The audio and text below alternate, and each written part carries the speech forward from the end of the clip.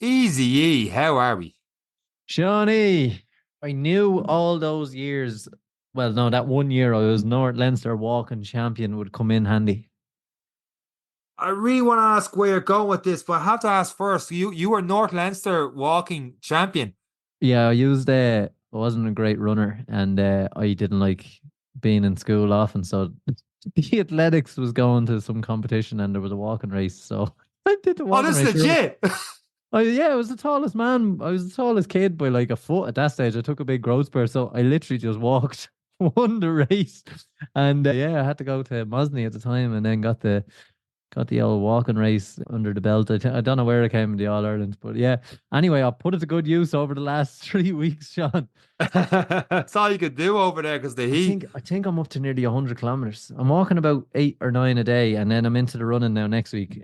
Trying to just acclimatize to it. It's tough. It is tough. As soon as the sun goes down, it goes from about 49 and it goes to about 44. As soon as the sun leaves, you've got that, and that makes a huge, huge difference. But hopefully this week now we'll get into the running.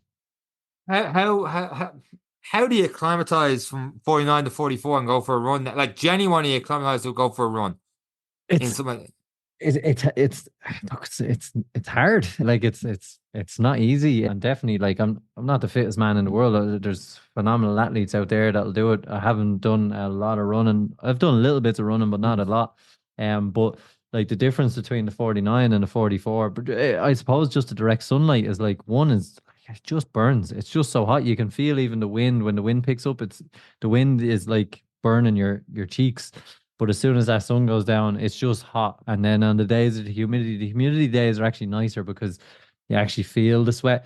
Like my t-shirt is dry, even though I know I'm sweating because it's so warm, it's evaporating, and my t-shirt is drying straight away. So That's bananas. you come back from the walk, and you're like, I walked for an hour and a half, and I only have a little bit of sweat under my armpits.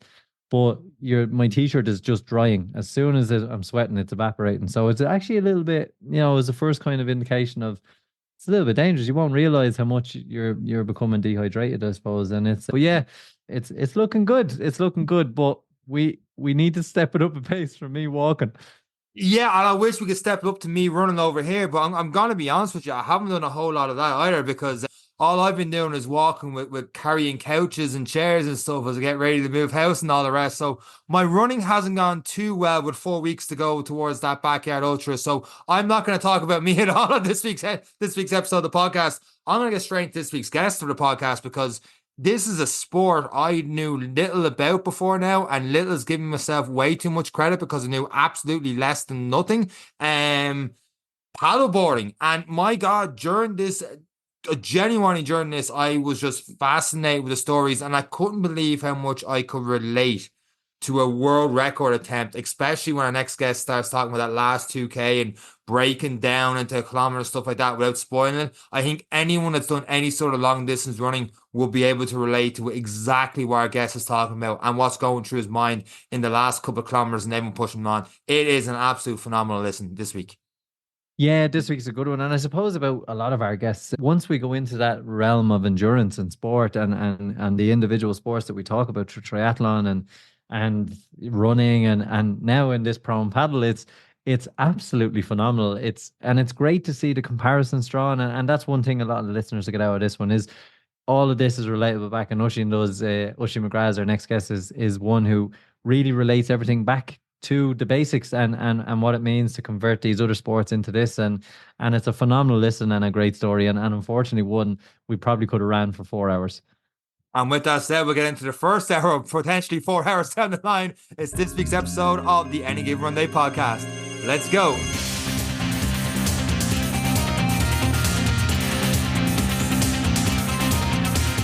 So this week on the Any Given Runday Podcast, well, we have a first actually. He may as well be Mr. Paddleboard Ireland because he is the national board paddle champion for the last 16 out of 20 years racing in Ireland. He's won Ireland's first ever European Championship titles, Ireland's first ever world medal, a bronze in 2016, and recently set the world record for crossing the Northern Channel, which is 37.3 kilometers long, in 3 hours, 58 minutes, 2 seconds on a paddleboard, setting the world record Oisin McGrath, welcome to this week's episode of the Any Given Runday Podcast. How are you getting on? How are you, lads? Great to be here. Thank you. So the bit I find bizarre is you've done that quicker than me and Sean and run a marathon. And you were only using your arms. Yeah. I suppose you know waves and wind pushing you along there as well. That's the other thing to remember. Yeah.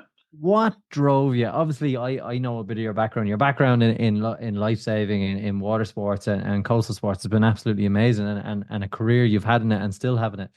What made you decide, I think I'll set a world record and cross the channel? Do you know, if it wasn't so much the world record, really. I was after, it was, I suppose every year for life saving in particular, we train all summer and we take our paddleboards out in June and July when it begins to get warm, and then we race in the summer and train during the summer, and then come September, October, the paddleboards get put back in the sheds and we go on off and we do other things. And that this year, which was, I suppose, last year, calendar year, I said I was going to run a marathon, and I started running and just doing loads of kind of the general building up towards a marathon in terms of training. And I just wasn't enjoying it as much as I was previous. And I always thought to myself, why do we put our boards away in September? Like, why can't we just take them out in the wintertime? And what's the only thing that's stopping us from doing it? And when it came down to it, it was only just comfort. Like, it was just that it's cold and it's miserable on the lake and it's miserable in the sea and it's horrible.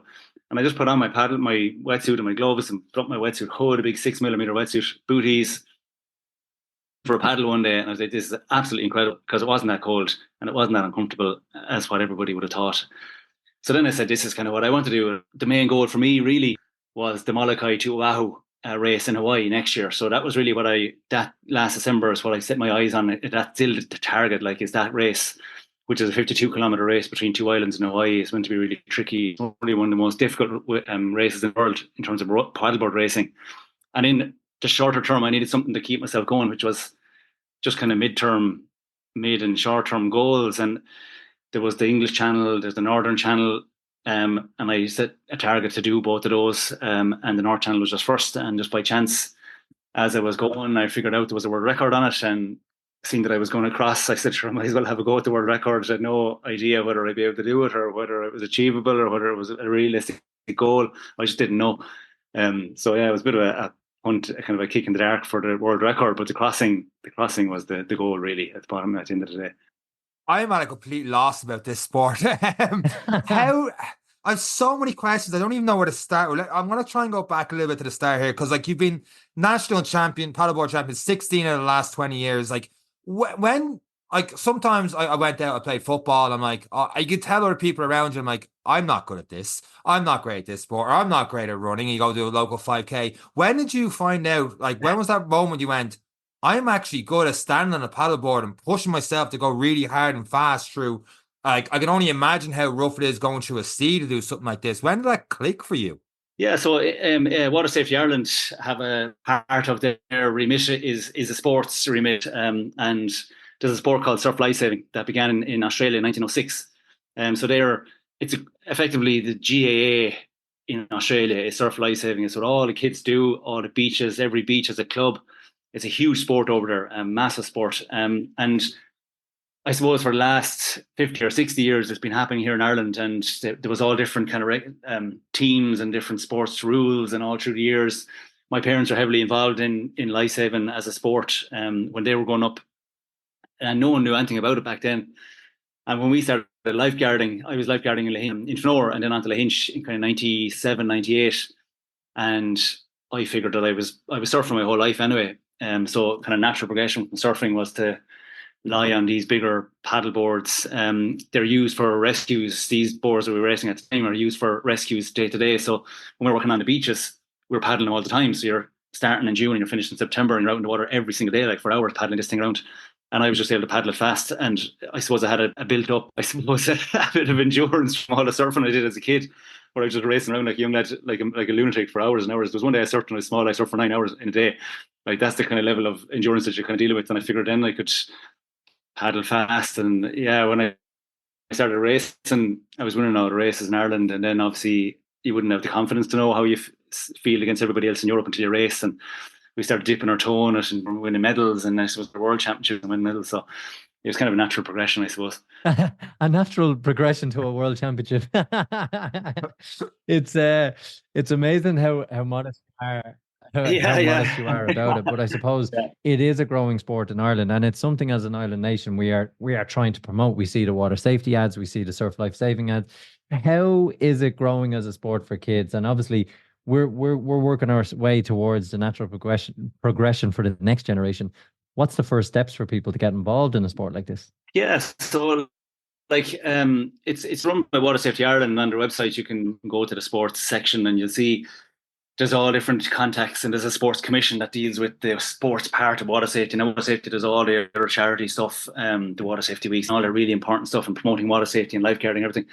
But the sports bit is just another field of what they do, and each county has their own little sports kind of clubs in different beaches. Do you know what I mean? Contact them, and then during the summer, it only happened last week down where we're from, White Strand Beach in Clare, where there was what's called nippers, and there's a nipper trial. Nippers age group is from 8 to 14-year-olds. So these 8-year-olds to 14-year-olds come down and they do a small little swim trial to make sure they're comfortable in the open water, make sure they can swim kind of comfortably, and make sure they can kind of get on a board and they're comfortable being on their own in the water, because they don't have so much supervision. And they do a little trial, and when you can demonstrate that, then you kind of get in, and they have training 2 or 3 times a week, and the kids love it.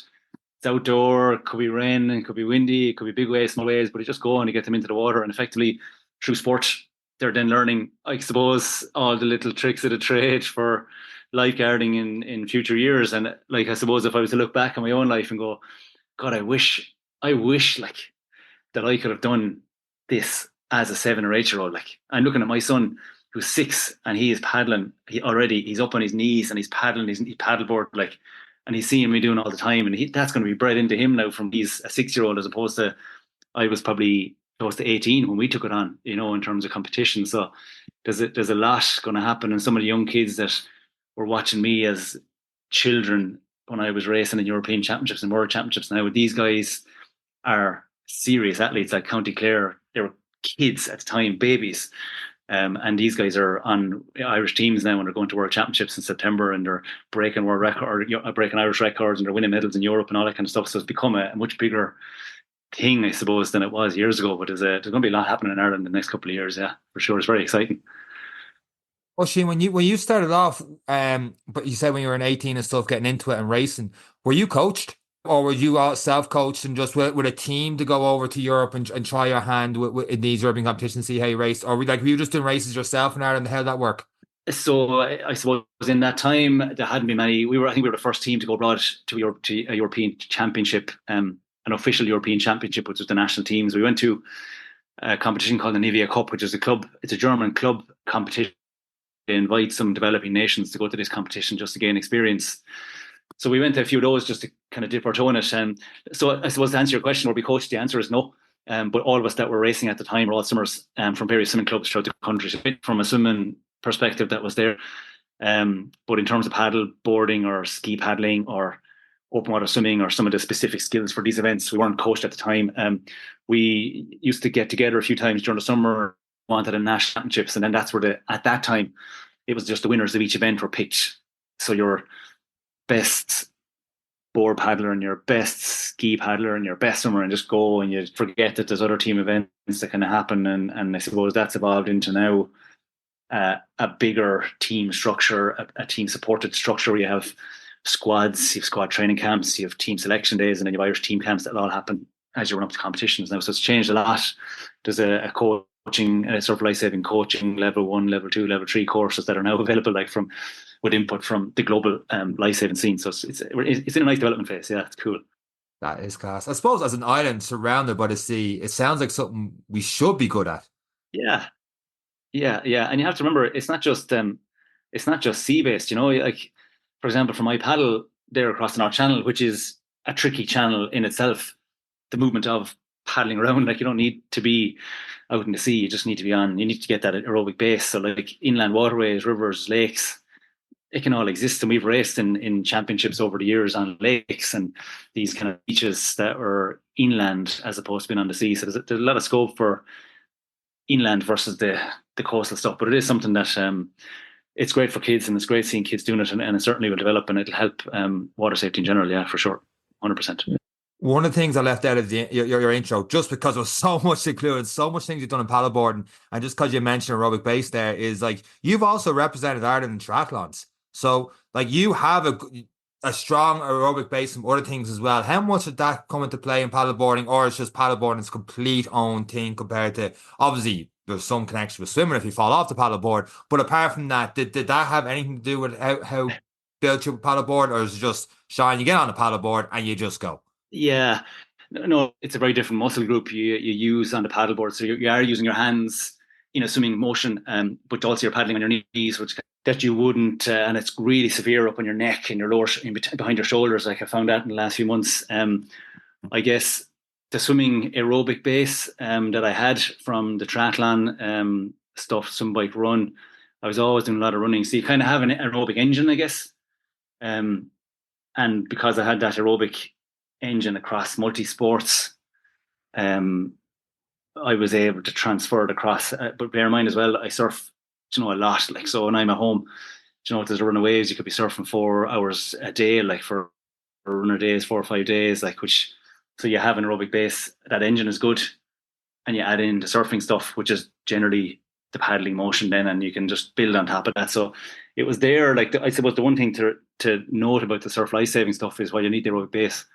The surf life saving races for paddleboarding are between 800. It's about a kilometer, 800 meters to a kilometer. It's from the start, from a beach, sprint into the water on your board, and you're at full bore the whole way out, and you're just hanging on for dear life on the way back. And it goes from 0 to massive lactate threshold. It's a huge lactate threshold. Probably the highest levels of lactate that I've ever had in my life is in those races. It's horrific. So while you might have a nice engine on you and you might be able to go on zone 2 for 4 or 5 hours, like it doesn't transfer in there. Like you need to train specifically on a board, and really high intensity training for board paddling. It needs to be really high intensity stuff. And again, if you were to compare then what I was doing in those races and to what I did for the last 6 months, would be like, and this isn't comparing myself to Usain Bolt, but it'd be like asking Usain Bolt to run a marathon. Like it's just different energy systems. They're totally separate. So you have to train for them. While he might be a good runner, he is a good runner, but would he be able to run a marathon? Would you fancy your chances against him? You'd probably set it as a goal if you wanted to. Like it's not probably something that would be unachievable, if you know what I mean.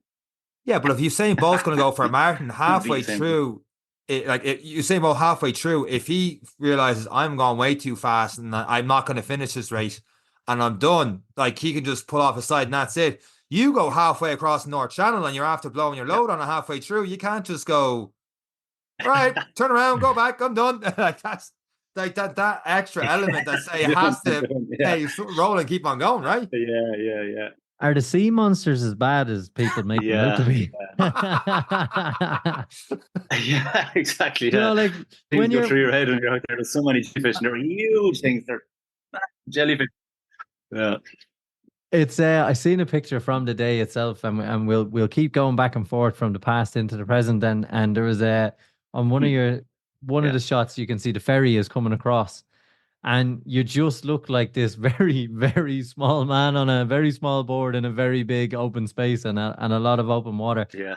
What is the mentality of it? Obviously, you have a support crew, but you've done marathons, you've done triathlons, you've been in that mental space of being in your own competition.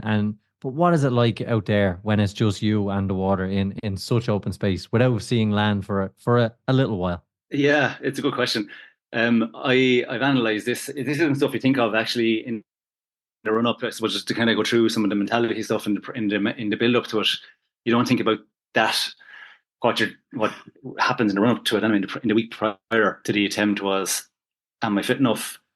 There's you can't. You've nothing to gauge yourself. So I haven't ever paddled across the channel, or I haven't ever done anything really that long in that sort of condition. I suppose I've done a few practice runs from Inishmore into Doolin, and I did a few kind of 4-hour paddle on the lake. So I've done my time based on a program that I kind of made up generically from, which we can talk about later, but generically from a kind of ultra marathon, applying the same system to paddleboarding, like so effectively it should all work. So I didn't have anything to gauge myself against. So it was quite difficult then to to know where I was going to go, know what pace. So then when you're also, if it was totally flat, take out all the variables, it was just flat water, no tide, no wind, no currents, just me and my board. I know I could go at a certain pace for 4 hours. And that's fine. But then you throw in a tide. Is it running with you against you? Is the wind coming against you? Is it crosswind? Is it, how much of it is a tailwind? And all of a sudden, when I started paddling that morning, I was going, I said to myself the day previous, I just need to paddle on effort. I know myself from training what the effort feels like. And I need to keep myself right below that threshold, because if I tip in or bring up halfway across, I'm going to blow up. Exactly what you were talking about earlier, Sean. That was something that was going to happen if I didn't control myself to start. And all the adrenaline, that's great. I had to go, but you had to sit back and just cruise into it and then take it as it comes, because equally, while it might be very easy, I won't say easy, but they were quite steady and stable. I was comfortable. The next half an hour I started tipping a bit. My heart rate was coming up and I could feel the burn a bit. I could feel these kind of cramps begin to come on. And in the last half an hour, only for I thought about this very, very start, I knew that the waves were going to be bouncing off the cliff. And there was going to be a lot of tide on the other side, which I was going to have to battle against. And I figured if I didn't have a bit of energy left in the tank, I was going to be struggling a huge amount. And luckily, it kind of pulled me through the whole way. It was that extra little bit I had in reserve. If I didn't have that, I say I would have struggled to break that 4 hours. Like, it would have been a real struggle. The 4 hour and going for the paddleboard reminds me of when they went for the sub 2 hour with Nike doing Kipchoge with the car behind and the 5 people coming in there I'm putting my hands on a podcast, but I can't even describe it. Like a triangle type thing. Eric's like, you're an idiot. But anyway, when they did that, So the arrow, the kind of arrow kind of protection, breaking the wind, yeah. But I remember the day before, they're like, it might be 8, it might be 8:15, 8:30, depending on when it's going to be the most calm on the road, that they pick the flattest route. Obviously, you've got one route from the North Channel. When you did that the day before, did you have a specific time because of the tides or specific time of year? But like he said there, you wanted to get the North Channel in earlier and you wanted to get, I think you said the English Channel before moving on to Hawaii. So you've got a smaller time frame. Ideally, obviously you did great and you got the world record. Was this the best time of year and time of day and everything else to do it? Did you think, or just like, if I'm going to do this, I'm going to do this now? How was the approach to getting the time right? The time for me was just how much I could prepare before. I wanted to do it this summer. So I booked the escort boat from Infinity Channel Summon, and they were brilliant. What they do then is they have summers going all the time. So the flow, a tidal channel could take 5 knots, which is kind of 7 kilometers an hour sometimes, which is going left to right or it's going against you or forward. If you are paddling against that channel, it's an absolute against the tidal flow. It's an absolute nightmare. So what they do is they put us in what's called a spring tides, because we're on craft. We're actually up out of the water, which means we're not as affected by the tide. So they gave me a weather window when I booked it a few weeks previous of the early July and another window at the end of July, and it kind of has to happen in that window. You pay a deposit, and if it doesn't work in the window, you get the next window. If it doesn't work, you go home and you don't do it. Like, so for me, it was important. Like that week running up to it was very stressful, watching 5 or 6 different weather apps, trying to get the weather right, trying to get the tides right with input from them. And we were given a go for Wednesday, packing your bags and getting ready, of everything organised. And bear in mind now, there's other people involved here, like, because you have the wife and kids at home and everybody want to try and fit it in. You got work, you got your time booked off, so you're kind of anxious that it works out. But there's that, and then there was it was cancelled a Wednesday, moved on to the Friday, cancelled Friday, onto the Saturday, cancelled Saturday, and then the Sunday was either 5:30 or 12:30, and we didn't know it was going to be 5:30 from North by Larne, it was going to be 12:30 from Donaghadee in Ireland. So there's all these variables, and all of a sudden you have to put in 6 months of huge amount of training and effort and work and getting sponsors and this whole big kind of a campaign going for yourself, and then you're going to hand it over to somebody that you don't know, and how can you trust them? You don't even know who they are. And that was very hard. It was a very stressful week. But you have to kind of realise that they're the experts in that area, and they made the weather call. They said, no, we're leaving at 5:30 from Bangor Marina. You're getting in the water at 6:30 and you're going to go Bangor Bay or the marina there, from just north of Donaghadee, and go in that direction rather than going from the south. So they make those calls, and it worked out. Now, could have equally have gone absolutely horrifically wrong either, but it was kind of a 50-50 chance, really, to be honest. Is it reassuring when you're dealing with the likes of these experts that you have that boat beside you? Obviously, it's your safety net. You know, it's an extra set of eyes, because when you're quite tenacious, and I've watched your training over the last 6 months, and I've been freezing looking at you, getting into the water. But is it something that as well, it's nice to have someone else have the ultimate say on, particularly when you're taking on challenges like this on your own, over the safety of it?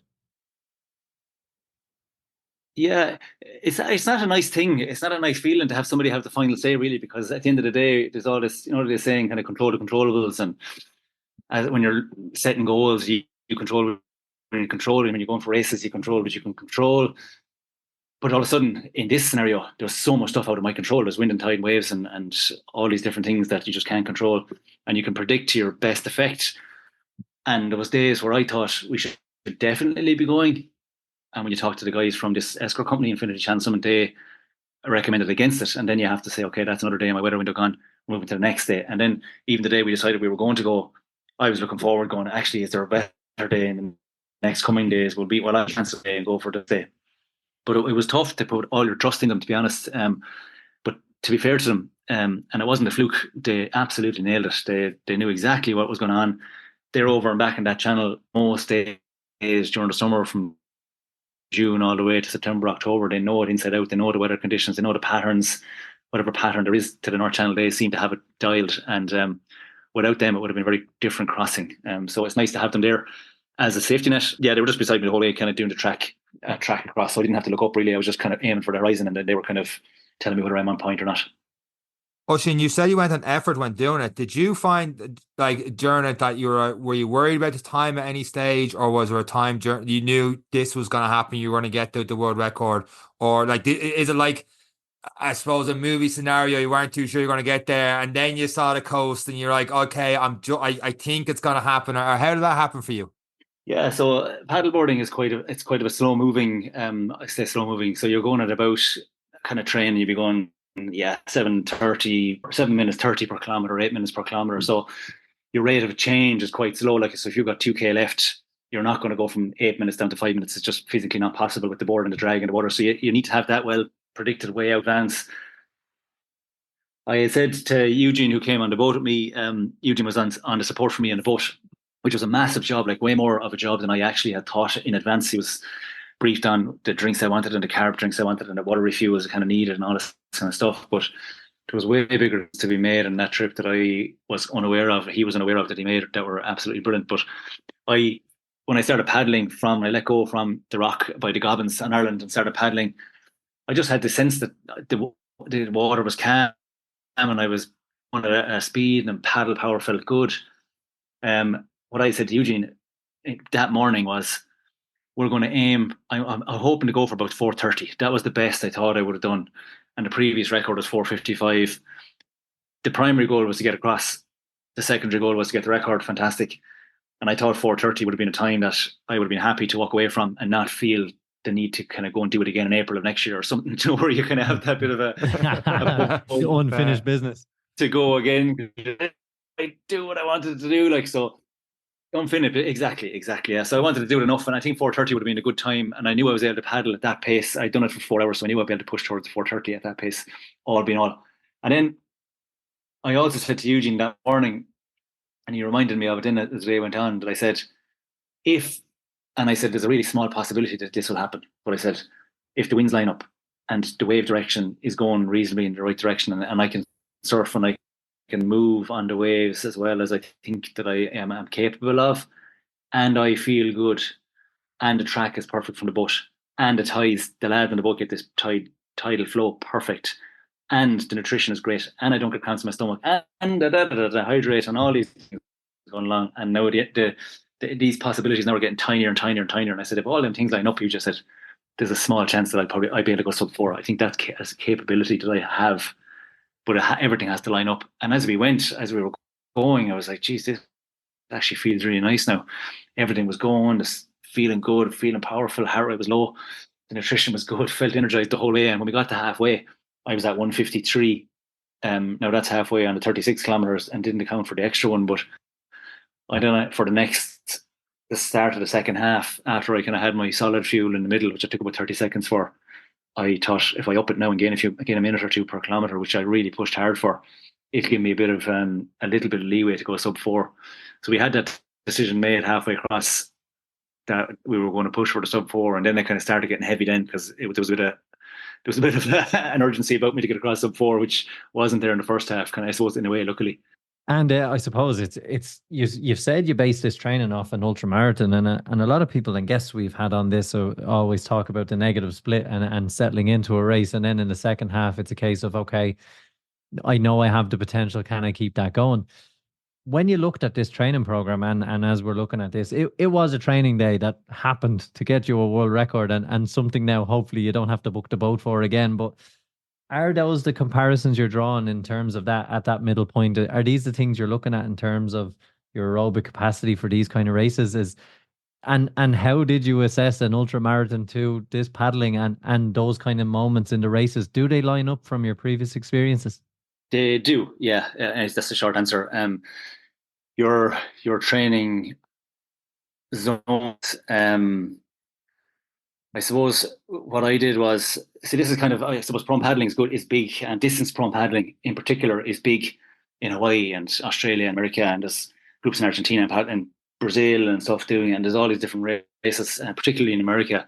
It's a big enough kind of community in America. And there's guys that do training programs, and these world champion Mick DeBata and these kind of like famous paddlers, and they that's what they do, is do training programs. But for me, like, in the unknown, I guess, of how do you train and paddle for a 4 or 5 hour event, what I did was I just looked at a running event, and like when I was training for running, the sessions that I was doing based on the easy runs, the long runs, the lactic threshold sets, and you apply the same model to swimming, where you go, okay, I'm doing a 1500 or something for a triathlon, I need to be or I'm doing a 3.9k swim or something. You're going to have your easy swims, your kind of easy long swims, you're going to have your threshold sets. So I took a template based on a 5 hour kind of ultra marathon. I figured 5 hours would probably give myself a bit of leeway, where I went, I'm going to do my long paddles, easy paddles, my zone 2 stuff, and I'm going to do one tempo session. I'm going to do one and maybe two if I can.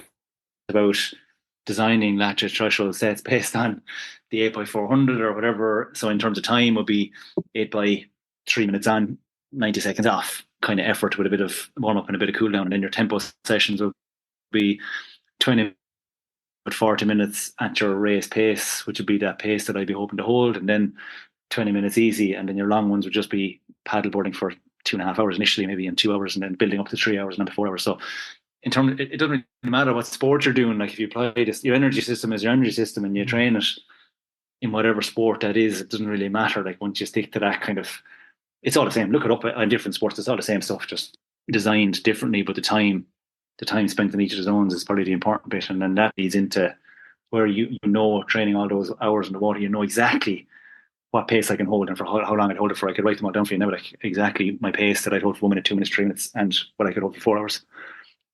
And now you're in the middle of the North Channel, you're moving across. Obviously now sub 4 hours to go. You get within that 5 kilometers to go. Did you know how close you were? I did, yeah. No, I was watching the whole time. I knew my watch, my pace, and how I felt like this was going to be really good, and I was going to be close. But for a finish, and I don't really know why. I think in post analysis, kind of, I think I didn't drink enough water. I was having my carbs, was all perfect. My carb gels was perfect. The jellies all worked out well. I was getting the water, but I actually wasn't drinking enough of it, I don't think, in hindsight. So I started to cramp up. I had about 2 kilometers to go, which in a kind of paddleboard world would be about 15, 16 minutes. I could see the coast. The boys in the boat were roaring, like, come on, you can go sub 4, you're just 2 kilometers. And I was looking at my time saying, okay, I have 2 kilometers left. And at the time I had 20 minutes left. And I said, your brain starts going to you then, should just slow down and just do 10-minute kilometers. Wouldn't that be grand? And you can just slip in under 10 hours under the thing. The age-old brain. Your brain just plays these tricks on you. And then I said, no, I need to keep it at 8-minute kilometers, just to give myself a bit of leeway in case there's a bit of chop, and in case there's more tidal drift, or in case I missed a pier and I had to do about 100 meters. Like, I was always kind of going on calculations in my head. But I was able to, even though I was at that point, and I wouldn't say I hit the wall, because I didn't feel like it was kind of hitting the bonk, or that kind of feeling that, you know, that dead feeling you get. I was actually quite energetic and I was kind of up for it. But I think with the water, and maybe it was a salts thing, I was getting, when I was paddling on my belly, I was getting cramps in my shoulder, my biceps, my forearms, to the point that my hands were being pulled back, so my fingers were being pulled back toward my elbows. And then I'd do that. I'd put up with that as long as I could, maybe for a minute and a half, and then I go on my knees, which would kind of change the muscle groups for paddling. But then when my knees, when my legs bent, I was getting cramps in my hamstrings all the way up along to my backside, and I was getting cramps in my lats and in between and the back of my neck. So I'd put up with that for like a minute and a half, and then I get back again, and this went on like for 20 minutes. But all in my mind was just like, just keep going, just keep going, keep going. And then again, the demons start playing, or they kind of, your brain takes over and says, sure, what's 403 versus 358? Sure, it's the same thing. And once you have done the record, you'll smash the record, and everyone think you're a great lad. And no one cared that it was 358 versus 403. Then part of your other side of your brain is going, come on, you can do this, to stop saying those things. There's this big mental dilemma going on, and the boys in the boat are roaring, like, give it everything you got. And I was like, I've got nothing left. I just can't go on. Stop shouting, giving everything you got. There's nothing there, like absolutely nothing. I'm cramping up. I felt horrible, and they're roaring at me. But then I suppose that kind of instinct takes over, and I was like, I just really wanted it, like, and I didn't believe I could do it. And I just said, why would I throw away the last 3 hours and 50 minutes now of this effort, and 6 months previous running up to it, and all the effort that I put in? I was like, why would I just throw it away? Because I want to come back and do it. If I don't go sub 4, I would want to come back and do it, like. And luckily I did it. It was 358, thankfully. It'd be a very long boat ride back if you were just over by a couple of seconds or a minute or the 403. And it is something at the time, and a lot of people have those deals in the races. And I suppose a lot of what people talk about is the mentality of the sport, and how a lot of it, even though the physicality can give in sometimes, the brain can push you through. It can hinder you a hell of a lot, but it can push you through that little bit extra as well. And I suppose thinking of yourself probably on that boat, feeling sorry for yourself, was enough of a motivation to keep going. Oh yeah, it was, yeah. And like, I had broken the record. I was well under the record pace by Mark, and Mark did a great job. Mark Walton from Sligo, kind of a pioneer really of the pro and paddle world, and he was kind of doing it in this great unknown where he didn't have a paddling background, and he just kind of took it on himself. So like, even getting that 465 for him is massive. Like, and I thought it'd be nice just to kind of get under that and break that 455. But actually going sub 4 was next level, and there was that part of your brain where you're kind of going, it doesn't really matter. Like, just what difference does it make that you're going to be sub 4? What is sub 4? Like it actually means nothing, because it's kind of the great unknown, and no one's done it. Like, so it doesn't really mean anything to anybody. And like, if I'm chatting to Eric someday on the podcast, then I'll be like, what does he care whether it's 403 or 3? No one actually knows what it is, but I do. And that was the thing for me, was like, I know what it is, and I know what an achievement it is to get that fast. And it was that kind of mentality, that flip, where in 1,500 meters to go, I was like, I can actually do this now if I keep going. But if I stop, if I slow down and slow down and give into these cramps and give into the other side of my brain saying 403 is fine, I'll just be disappointed in myself that I didn't keep pushing for that last little bit, because it's there. Like, it was within reach. All I had to do was reach out and take it. Like, and it was just keep plowing. And looking at that kind of moment, and that kind of resilience over that last 20 minutes, how do you carry that forward into the next challenges and into the, I suppose, the bigger plan? It actually gave me a good confidence, lads, where, because you don't, like, I think something people do a lot in any sport is that they train a lot, and they train. And they don't really pitch themselves against anything. So you take the average guy who's going running, or he's doing Ironman, or he's doing triathlon. They train so much and they sacrifice so much into it, but it mightn't be working for them, and you don't know until you go and you race. But then in the race, it might have been windy, it might have been raining, you mightn't have been feeling great that day. So this 6-month race comes up, and just on that day you're not feeling great, and you do it, and you think it's because of those things, or maybe it's you just weren't fit enough for whatever reason. So I think you kind of need to set yourself these much shorter ways to see how effective your training is, because you're putting so much into it and so much time that you need to really push yourself to do. Like, what I used to do was, I used to do a 1 hour FTP call. I called it a functional threshold pace check. I called it FTP check. And on a day where the wind was calm, and limit all the variables, so calm wind on the lake, same board, same gear, 1 hour as fast as I can, or as far as I can in 1 hour. And that was my leveler as to how the training was working. And that was and that helped, because every kind of 3 or 4 weeks I used to do it. From January, I went from kind of 7.1, 0.2 kilometers to at the end of June, as I was in the week before, I went in this on the channel paddle. So I was doing about 7.1 kilometers in January, and I went up to like 9.1 or something kilometers at the end of June. So I knew the pace I'd come on, and that gave me confidence going into it. But then seeing how deep I could actually dig myself and how fast that I could actually go, going that at 9.5 kilometers an hour would have me well up there in some of the bigger races in the world, I would say. And that gives me a lovely confidence going forward, because going looking at Molokai next year in Hawaii, that's a really serious race. So all the big contenders in the world will be there. And if I was able to paddle that pace for that amount of time, it'll put me in contention to be well up the field and that, like, do you know what I mean? I won't be at the world winning pace, but it'll be thereabouts for sure. Yeah. Yeah, but this channel crossing gave me that confidence to dig now. I'm back in training already, and fucking not shouldn't be cursing to plow on. Yeah, big time. That's me really seriously. Yeah, fucking nuts. Let's just call it straight away. Yeah, absolutely. Yeah, and it's funny actually, because I was only thinking it today when I was driving down in the car for the last hour. I was saying to myself, did I actually give everything in that last 6 months? Like, and I don't think I did. Like, I did it, and I trained hard, and it was a sacrifice, and I sacrificed a lot. But actually, did I give it 100%? I don't think I did. And I remember as well in Copenhagen, and this channel paddle has opened my eyes towards the speed that I can maintain for a distance, and that is only 10k race. And I think I can actually readjust my training now to build that threshold, really high threshold, and actually kind of, I suppose, give 100% and just see what I can do with 100%. Like, because I don't think I've ever done that before. In all the bits I've done, I've never really applied myself properly, I don't think, anyway. So there's plenty left in the tank anyway. Yeah. And it's amazing that, you know, when average shows like myself and Sean here, I didn't even do 100% and I set a world record. It's like, would you ever?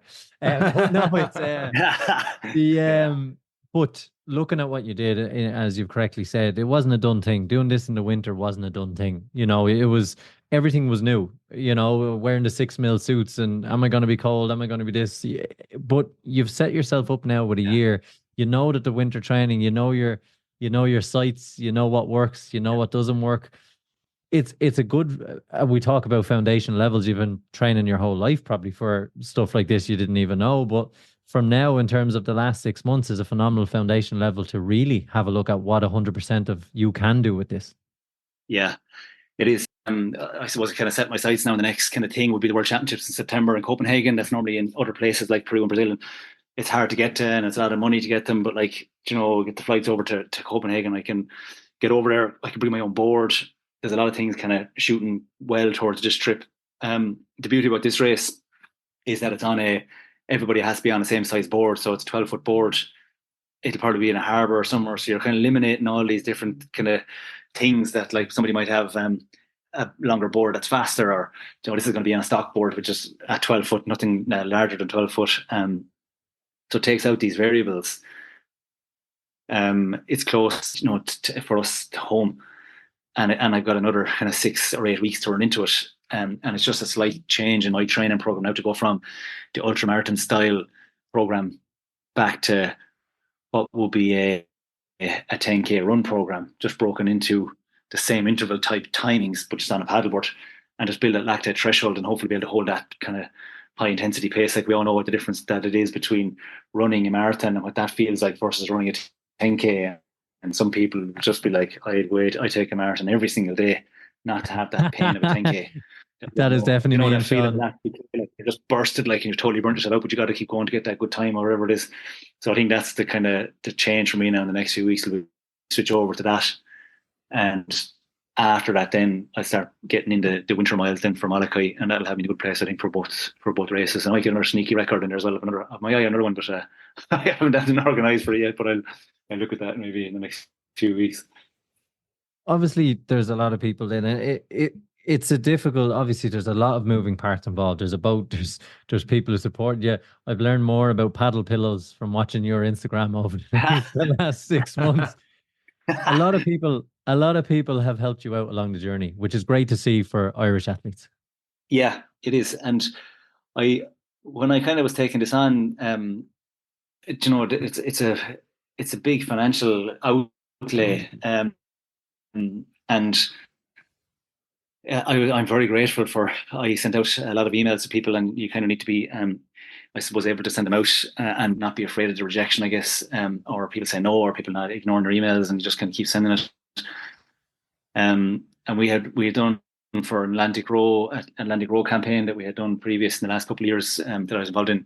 We made a massive campaign there to raise a huge amount of money for this big crossing. But this is on a much smaller scale. But I kind of focused on Irish companies and local companies kind of around Clare, County Clare initially, and then kind of branched it out to some of the kind of more wider scale ones, but always trying to keep it relevant. Do you know what I mean? Most of the companies that got on board were kind of relevant to paddling, like Paddle Pillow and Titan Sports for gear, and not to kind of name them all now, but like Newison for kind of healthcare and Excel for physio, and each one of them, and like Sky Portal from Tality Performance Nutrition. You have all these kind of ones that actually fed in really nicely. It was actually kind of the perfect dynamic, to be honest, of things, and they weren't breathing down my neck for too much. Happy with the posts and content I was putting up, so it takes a pressure off while they were fully supportive and sponsoring the majority of the financial outlay.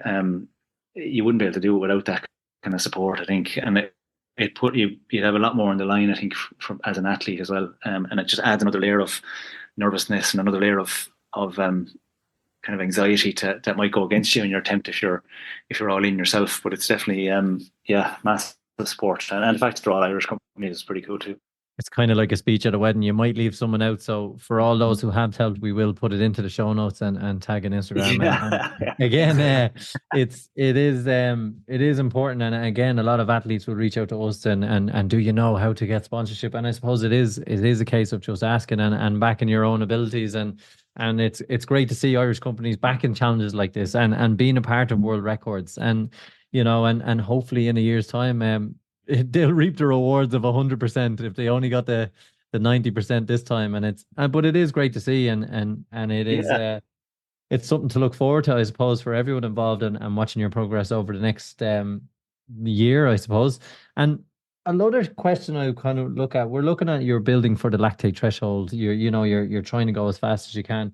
Obviously, with a lot of athletes, when they move out of their younger years from the 20s into their 30s, endurance tends to become where they're headed, or they take on the longer distance. They move into from the sprints, Olympic distance, into the Ironman and 70.3s. Do you find it's a natural progression for you? Have you found it more natural for you, more enjoyable now as an older athlete? Yeah, definitely. Like nobody ever looks forward to those lactate threshold sessions and those tolerance sessions. Like, they're horrible. I think everybody from a 15, 14-year-old, 13-year-old up to a 50-year-old, everyone hates them. It definitely is. It's actually funny. In all the years, I've never said this now, but in all the years of doing triathlon and swimming and cycling, and like, I was doing triathlon, I was in the military for a long time, and I was kind of good enough at it, like, but I never really liked it, to be honest. Like, I enjoyed it, like, for the crack and the banter and the sportsmanship and the competing, but don't think I really actually loved it. Do you know what I mean? I liked it, but I wasn't really passionate about it. That's probably the bit. Maybe that's the sentence. I liked it, but wasn't passionate about it. But weirdly enough, in all the years that I had been putting my paddleboard away every winter, that was the thing. And been on the water, on the sea, out in the sea in the Atlantic, and surfing. I'm really passionate about that. Like, it kind of defines who I am, I suppose, to a certain degree.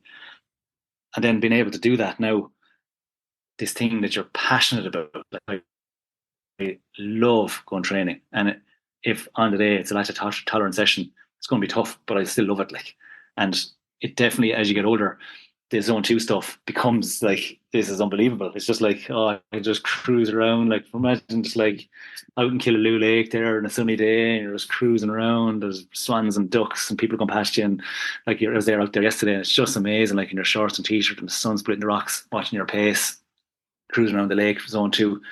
That's an amazing feeling, and to be able to be so passionate about it and love it so much that you don't mind spending 3 hours on your board, because it's just brilliant. Like, coming in from the Aran Islands, getting the ferry out with the lads from Doolin, they were so helpful during the summer, during the winter, let me out on the boat with them, and then you're on in the Shmore, Kilrowan and Pier, and you're going to go back to Doolin, and you just turn around, you got 3 hours in the water on your own with like dolphins, and going past beaches and passing the Aran Islands with this swell. Like, it's just an amazing thing. And when you're passionate about it, it doesn't become a chore anymore, and training, it doesn't become training, it becomes something that you want to do. Like you want to get up in the morning, you want to go, and it's not like, even thinking of December, I was putting on runners. I was like, oh God, I hate going running in the rain.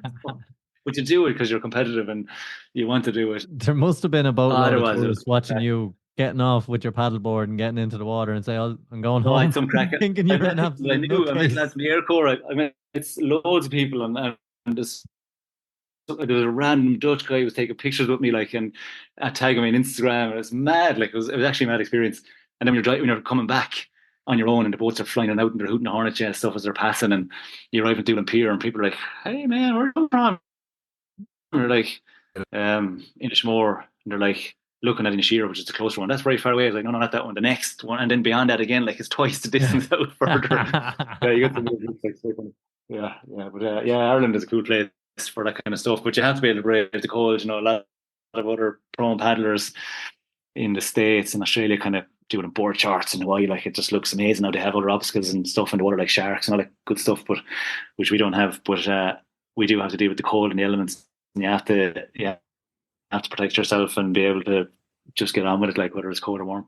So looking forward to the next year ahead, Oisin, you have a couple more events. We'll probably touch base with you as you come up to them, and we're happy to share and promote all the good things you're doing. It's absolutely amazing to hear what you've achieved, and exciting to know that more could come over the next year.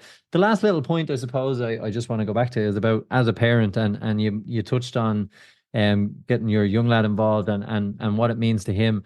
How important is sport for kids, and seeing you taking part in these challenges and still pushing yourself? How important is that for your kids and what they do in their life with sport?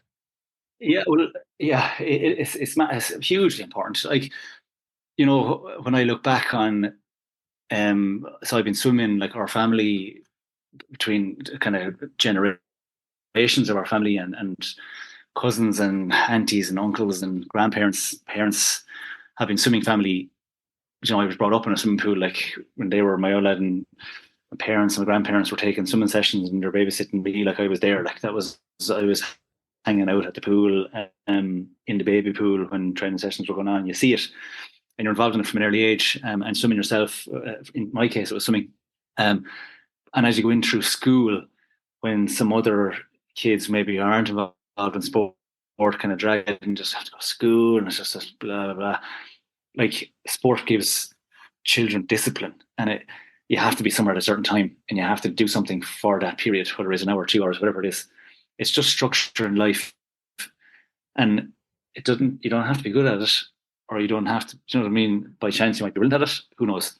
It's not going to define you as a person, whether you have a world record, for example, whether you don't. Like Oisin McGrath, whether he has a world record, it doesn't matter. Like, it doesn't define me as a person. I think what it does, what training does and sports does, is just give a discipline. And in my experience of all the kind of teams that I've been involved in from a coaching perspective, and seeing kids and stuff over the years, kids that do well in sports, whatever the sport is, are generally really high performers in school, and are high performers in college, and are high performers when they get jobs, and are high performers in those jobs, and are generally successful people, not because of their family wealth, or not because of who they are. I suppose it probably is who they are, but it's because of the discipline, and they're able to focus on things, and they're able to dedicate time. Do you know what I mean? They dedicate time to sport from an early age, so they dedicate time to studying. They dedicate time to studying. They dedicate time to family. They dedicate time to girls and girlfriends. They dedicate time to whatever it is that you do when you want to be successful, job interviews and applying for jobs and whatever studying that they might do out of school and work. It tends to be that's the trend, I think. So it's massively important. And our kids at home, we had them up there playing hurling. Like, do I want them to paddle boards and be involved in swimming? That'd be nice, but like, he loves hurling. Like, he has a hurling in his hand all the time, and he just loves hitting the ball and kicking the ball.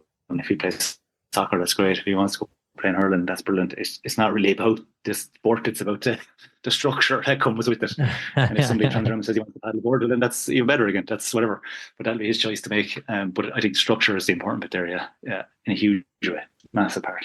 That's absolutely brilliant, Oisin. Oisin, I'm fascinated with your story over the past hour listening to you, but I'm equally as fascinated because I don't think we've ever had someone on the podcast before that not only has won European championships and Ireland's first ever world medal, but gone through an entire hour without even touching on them at all because of other stuff you've done. It's absolutely like, it's mind-boggling. I'm just staring at this info in front of me, like, how have we not even talked about this yet? And just been fascinated listening to you and your stories you're telling us here. It's just mind-blowing to me right now. I don't have a question to that. Yeah, I just wanted to acknowledge that. More of a statement. I think I think Oisin is going to have to become like a 3-part series now with you. We're going to have to break down each section. Yeah, I know it's funny you say that. I was thinking about this. I touched on it there in the last kind of paragraph there, but like, you know, people saying to me like, "Oh my God, you must be delighted with the record." Like, this isn't even passive in any way, shape, or form. I know I've done it, and I'm really proud of what I've done. Like, I brought myself from being an 800 meter guy to a 40 kilometer guy, like in a really short space of time, and done it in a quick time. But with any of that stuff, like, you can't let those things define who you are. Do you know what I mean? If I was to go hang my hat on that I had won world championship medals and that was what I did in 2016, like, people would look at you and go, "Who cares? Like, who cares?"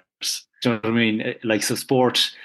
And I often do when I'm talking to kids and junior camps and stuff, is like, you got to tell these kids and these children, like, that's not the be all and end all. Like, if they go to a European Championship, Junior Championship, for example, and they're crying because they don't get a medal, it doesn't define who they are. Like, if it's a young lad who trains and he's disciplined, he's going to be good, and he's going to be good in life. Like, not, do you know what I mean? You can't let those kind of, they're just things, I guess. It's like having a new car. It's lovely, but it's a thing. It's like having new shoes. They're pretty and they're lovely, but they're just things. And the World Championship medals are just things. They're just things that I got along the way of my journey. The world record is a thing, and I'm just going to move on and do something else because it keeps me going. And it's not that I'm having a midlife crisis or any of that kind of stuff. I'm just motivated, and I like doing stuff. So myself and Sean have no shoes, no car, no prospects. Exactly. But there you go, lads. It doesn't define who you are. You see, you're still great, lads. You know what I mean? Well, Oisin, it has been absolutely brilliant. We're quite conscious we are taking up a lot of your time, and it is something we would love to monitor and keep in touch as you travel through the rest of your journey as we move towards Hawaii next year. It's been amazing to get your insights and your thoughts on sport. And as Sean has already alluded to, this episode has included running, but has been absolutely fascinating, and it's been an absolute privilege having you on and getting your side of everything, and it's an insight into your world and the modesty that comes with it. So thanks so much for your time. Thank you, lads, and it was great to chat. It's good to chat about those things out loud. It's good for other people to hear them, and you're doing a great job and all that stuff. So fair play to you, and I look forward to hearing it. And definitely in the next few weeks, next few months, we'll chat again, and I'll keep you up to date on all the bits and pieces that are going on, and hopefully we can chat about some more mad experiences in time. Absolutely look forward to a part 2, and that is this week's episode of the Any Given Runday Podcast. And myself, Oisin, and Eric, take care.